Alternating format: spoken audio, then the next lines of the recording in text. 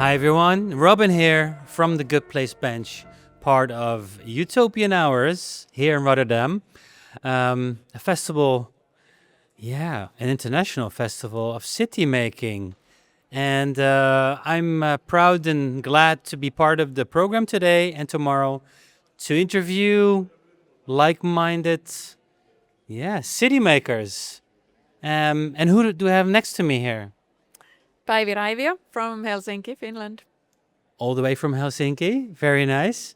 I already know a bit what you do, but could you share, with everyone watching, like, what do you do and what brought you to Utopian Hours? Yeah, well, I am a placemaker, an urban designer. We run a consultancy called Raivio Buman. And as a spin-off from that, about 5-6 years ago, we started Parkly, which is an urban furniture company. And that's why I'm here today, bringing Parkly's message here and being part of the Urbanites Fair there.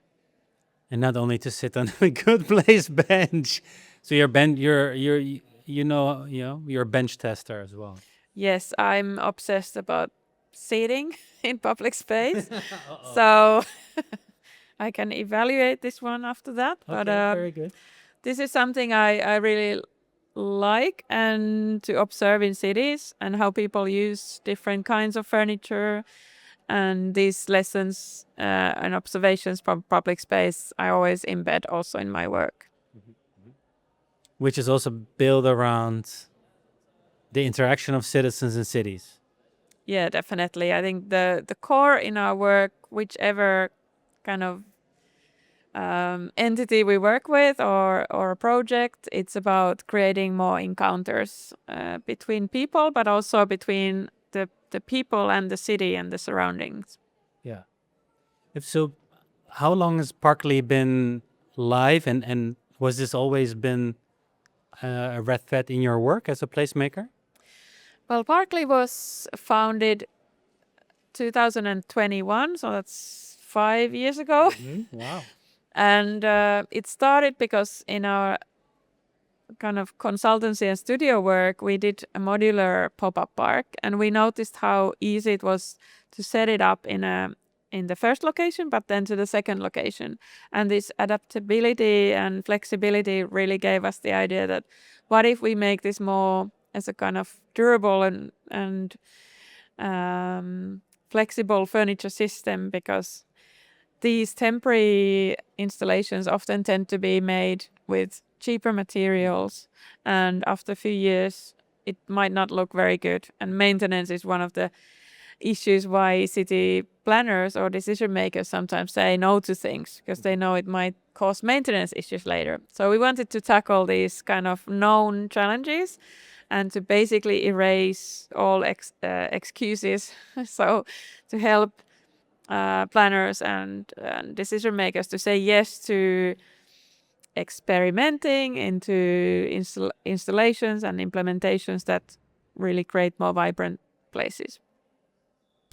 Yeah, and I think that's quite an achievement, right? I mean, city municipalities, they always have their handbook, they always have a sort of look and feel, and to change that and working with you has been quite an achievement, I'd say.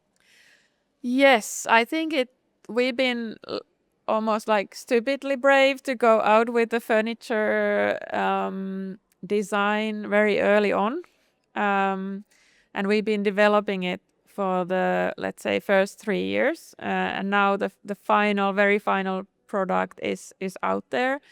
And we call it more of a solution than a product. Yeah. Because it's connected to many different kind of levels of urban placemaking. But yeah, we've been working with cities, also a few cities here in Netherlands. It's a flat pack system, so it's kind of like IKEA and Lego at the same time. But why? But then finish. Yes, finish. And why it's different? It is based on circular design. So this is also something we discovered talking to city planners and decision makers, that this maintenance worries might arise, and we wanted to tackle this by turning it into something you can always repair or reuse the different components and parts. Yeah. So the maintenance part is then checked off. If Yes. something is broken or needs to be replaced, it can be. Exactly, yeah. We've had few cases where, let's say, well, that's very Nordic thing, but the snow blowing machine was hitting one corner, and then we just said, you can just replace this one corner piece, and that's it. Nice. And that is, of course, the hardware. I'm most interested about this behavior side of things because Good Place also very much is about, social connection, trying to find belonging in cities, hence these conversations. And of course, there's this piece and there's the human side. Have you seen in your work that it has become more important to meet in public space? Definitely, yes. And I think cities are more and more recognizing the idea of phasing, so that you can roll out furniture and greening and other elements in public space that sort of bring more life and connections and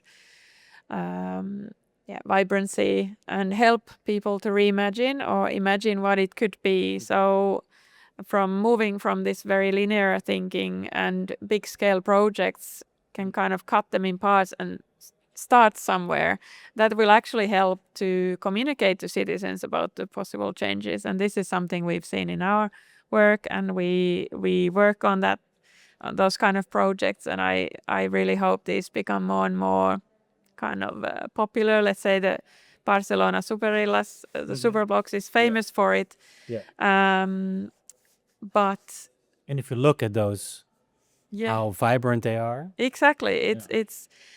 It's sort of, I don't know why any city would not want to do these kind of projects. And of course it gets a bit political when we think of streets and roads, because that's probably the main issue. How do we make more space for people? But I think there's such great examples from different cities that more and more cities are adopting these methods. But what I want to highlight still is maybe that kind of connection to the site or the location, to the community. How can we help also program these places so that we kind of make most out of them together with the community? Yeah. So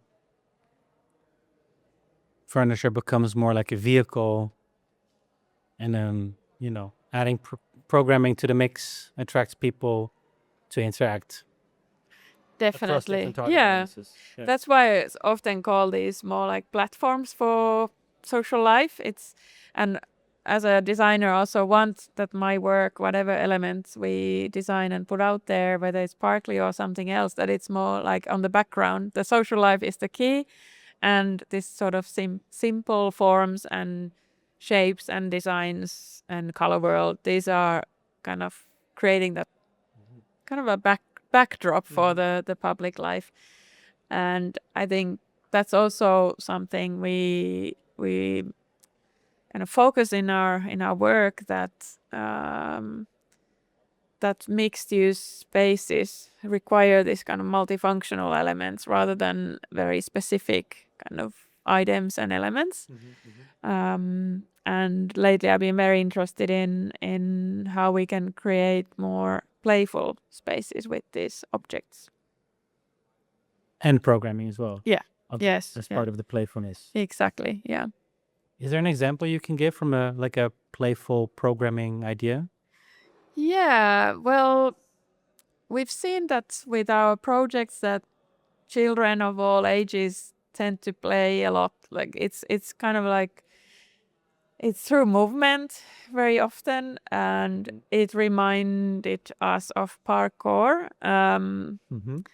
The way kids would move and jump and so on. And then we kind of took that idea from observing, and then we started collaborating with parkour professionals Nice. to sort of bring these two two things together and see how can we encourage this even more or make more like place programming based on parkour and creative movement.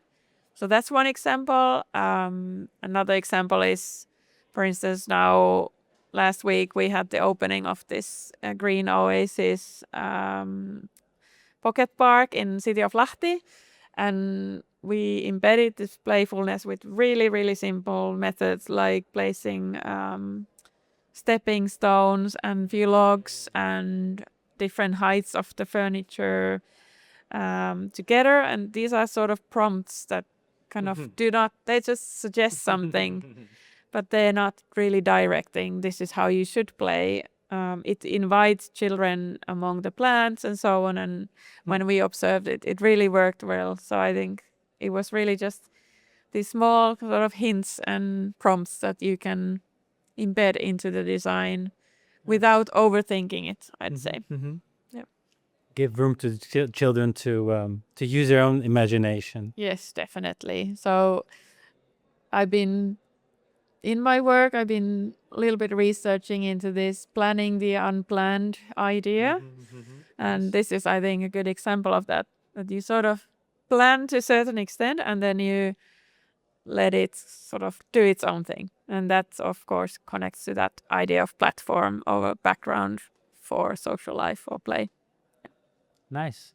I love the ingredients and how you map out these ingredients, because it's not one solution. There are so many factors that create an experience or make people do something, which is nice.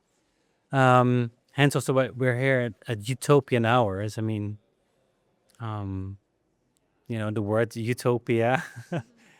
So the utopia shouldn't be planned. Yeah, to a certain extent, maybe not, because I think we have to leave room for certain things to organically sort of sprout from people themselves, from creative sector, from makers, from those sectors that we might not even know yet. So also these hidden signals that might just turn up. If we overplan things, then we kind of define it maybe too far. But yeah, if utopia is an open-ended one, that might be an interesting thought, what it would look like. Yeah. So maybe we don't have to pull it down and make it too concrete.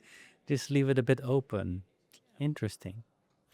Päivi, we're also here on a Good Place bench because we need to, as a final question of this conversation, to talk about what a good place is, of course, or within your area of expertise, what needs to be done to create a good place. Do you have an answer or something insightful to share? What could lead to a good place? That's a good question and very difficult to answer in very short sentence or concisely. Well, I would say that we need to invite anyone to use that place, that it's open for everyone, whether that's something they can sort of visually read. I often talk about this, we kind of reading our environment. That the good place is something that truly invites you in, that you really feel welcomed. I think that's one of the key issues or goals for a good place. So in line with what you said earlier, then it becomes a place where people come together and meet and connect. Yeah. Nice. Thank you so much for your time. I would love, I said earlier, I would love to continue this conversation one day in Helsinki on one of your benches, the Parkly benches. Thanks for your time and enjoy the rest of the day. For everyone watching, thank you for tuning in. Follow Päivi and her work here below. And looking forward to our next interview. All the best. Bye-bye.